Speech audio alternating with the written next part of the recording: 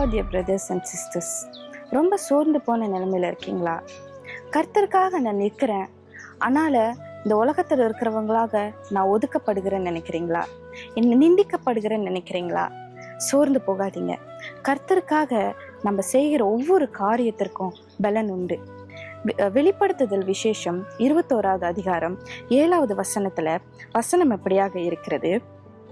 ஜெயங்கொள்ளுகிறவன் எல்லாவற்றையும் சுதந்திரத்துக் கொள்ளுவான், நான் அவன் தேவனாய் இருப்பேன், அவன் என் குமாரனாய் இருப்பான் என்று. எவ்வளோ ஒரு அழகான வசனம் இல்ல? சோர்ந்து போயிருக்கீங்களா? இந்த நேரத்துல ஆண்டவர் உங்களை பார்த்து சொல்லுகிறார், கர்த்தருக்காக இந்த உலகத்துல நீங்க ஜெயம் கொண்டு அவர் சமூகத்துல அவருக்காக அவர் நாம மகிமைக்கென்று நீங்க செய்கிற எல்லா காரியத்திலையும் அவருக்காக நீங்க செய்து உறுதியாக நிற்கிறப்போ அவர் உங்கள் தேவனாய் இருப்பார். நீங்க அவருடைய குமாரனாகவும் குமாரத்தியாகவும் நித்தியத்துல அவரோடு கூட இருப்பீங்க. இதுக்கப்புறமும் நீங்க சோர்ந்து போகாதீங்க. யார் என்ன சொன்னாலும் பரவாயில்ல, மனுஷங்க எப்பயும் அப்படிதான் இருப்பாங்க.